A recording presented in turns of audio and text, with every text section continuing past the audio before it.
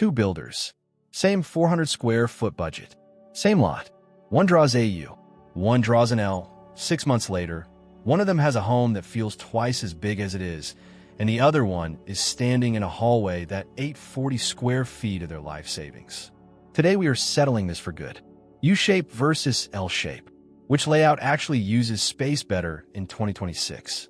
And stick around, because near the end, I'm going to show you the one layout tweak that beats both of these shapes, and almost nobody is talking about it yet.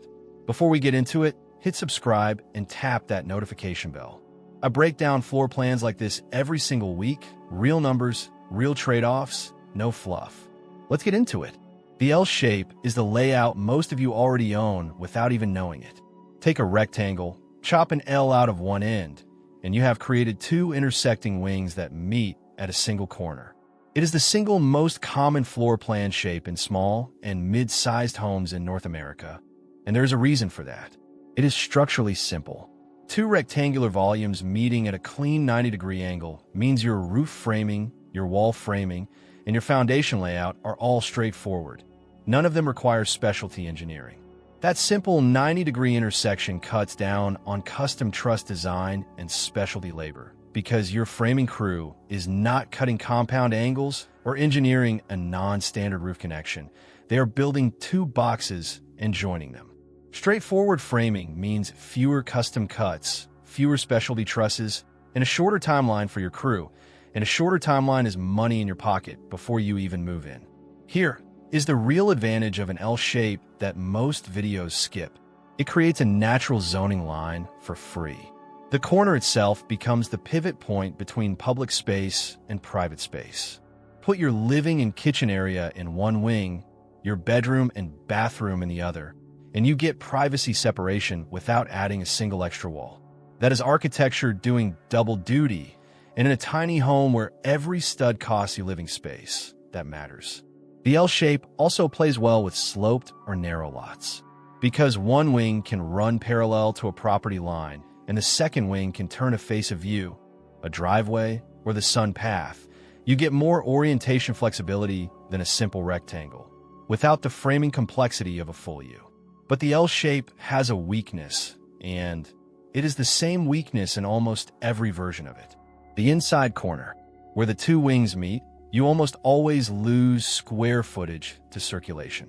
That inside corner functions as what architects call a transition node, a spot where two separate paths of travel merge, and a door swing, a turning radius, or a hallway pinch point has to live there whether you want it to or not.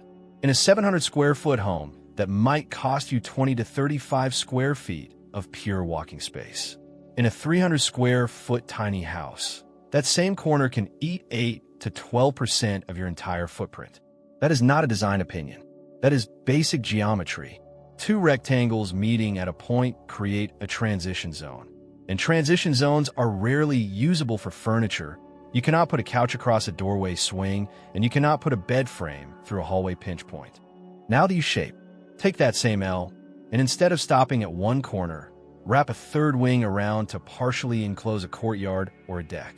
You now have two inside corners instead of one, and you have created something the L shape cannot, a sheltered outdoor room that is wrapped on three sides by your own house. This is where the U shape earns its reputation. In climates with strong sun and wind exposure, that center courtyard becomes a genuinely usable extension of your living space. Protected from wind on three sides, private from the street or neighboring lots, and often 10 to 15 degrees cooler in summer than open ground nearby, because the surrounding walls throw shade for most of the day. For anyone building in the Pacific Northwest, the Southwest, or anywhere with strong seasonal sun angles, that matters more than it sounds like on paper. The U-shape also naturally separates three zones instead of two. A common wing, a sleeping wing, and a third wing that could become a studio, an office, or a guest space. If you're running a short-term rental or a multi-generational household, that third wing is not a luxury. It is the entire reason you chose a U over an L in the first place. Here is the cost of that flexibility, though, and I want to be honest with you about it. A U shape has two inside corners instead of one, which roughly doubles your circulation loss compared to an L. You are also adding linear feet of exterior wall for the same enclosed floor area, because a U-shape has a higher perimeter to area ratio than an L or a simple rectangle. Picture it this way. Wrapping a third wing around a courtyard means your exterior walls now trace a longer path around the same interior square footage, and every additional linear foot of exterior wall means more siding, more house wrap, more window and door penetrations, and a bigger thermal envelope for your HVAC system to condition. More perimeter also means more roof valleys, the seams where two intersecting roof lines meet and drain into each other. Roof valleys are historically one of the most common places for leaks to start in residential construction, because water from two roof planes concentrates into a single narrow channel, and if the flashing detail underneath that channel is not installed correctly, water finds its way under the shingles or metal panel almost immediately. An L shape has one valley to worry about. A U shape has two, sometimes more, depending on how the wings are joined. So your roofer's attention to flashing detail matters twice as much on a U-shape build. Quick gut check before we go further. Drop a comment right now. L or U, which one are you leaning toward for your own build? I read every single one of these, and I want to see what you're all working with.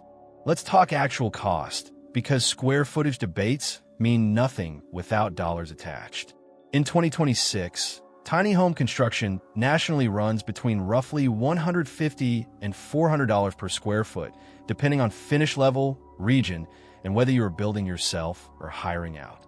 Entry-level and DIY builds tend to sit on the lower end, closer to $150 to $200 per square foot, while fully custom builds in high labor cost states like California or the Pacific Northwest can push well past $350, sometimes reaching $450 to $500 per square foot once you factor in local permitting, engineered foundations, and higher wage labor markets.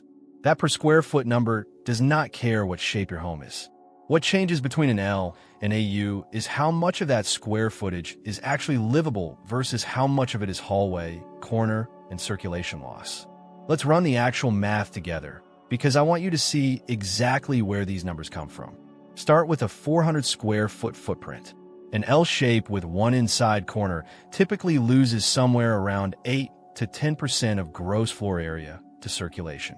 400 square feet times 8% gives you 32 square feet, and 400 square feet times 10% gives you 40 square feet. So your realistic circulation loss on an L shape lands somewhere between 32 and 40 square feet, space you're paying full construction costs for that you cannot put a couch or a bed on. Now do the same math for the U shape. A U shape with two inside corners on that same 400 square foot footprint typically loses 14 to 18% of gross floor area to circulation. 400 square feet times 14% gives you 56 square feet, and 400 square feet times 18% gives you 72 square feet. So the U-shape's circulation loss lands between 56 and 72 square feet, nearly double the L shape at both ends of the range.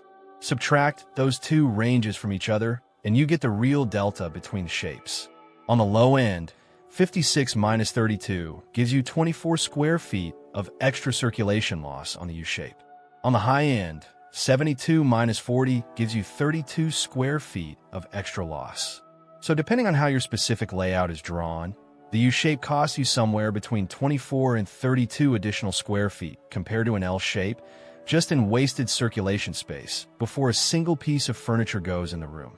Now, put a dollar figure on that.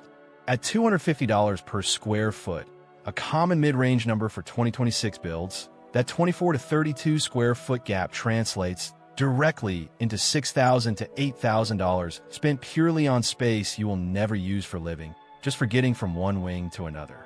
That number is not an estimate I am rounding for effect. It is the direct result of multiplying your circulation delta by your local cost per square foot, and you can run this same calculation with your own region's pricing to see exactly what your own U-shape premium would look like. There is one more cost factor worth mentioning here: permits. Permit fees for small and tiny home projects in 2026 typically range from $500 to $3,100, depending on your city and the scope of the project. And more complex rooflines with multiple valleys, like you get on a U-shape, can sometimes push you into a higher review tier with your local building department simply because there are more structural connections for an inspector to sign off on. It is not a massive cost difference on its own, but it is one more small tax the U-shape asks you to pay for its extra complexity. Now here's the part that flips the whole conversation. That courtyard the U-shape creates is not wasted space. It is usable square footage that never shows up in your building permit and never gets taxed as interior floor area in most jurisdictions because it is open air. So while the U-shape loses more to interior circulation, it can gain far more in genuinely usable exterior living space per dollar spent, especially if you skip a roof over that courtyard and let it stay open. That is the trade you're actually making. The L-shape wins on interior efficiency and lower construction cost. The U-shape wins on total usable space per dollar, but only if you actually use that courtyard as living space and do not just let it become a gravel patch nobody sits in. There's one more factor almost nobody brings up, and it might matter more than cost. Natural light penetration. In an L-shape, your inside corner creates one zone, usually right at the bend, that gets less direct light than the rest of the home because it is shielded by the perpendicular wing. In a U-shape, you get two of those shadowed zones, one at each inside corner, but you also get a courtyard that acts like a light well, bouncing reflected light and cross ventilation into rooms that face inward, rooms that would otherwise only have one exterior wall for windows. That cross ventilation piece is not a small thing.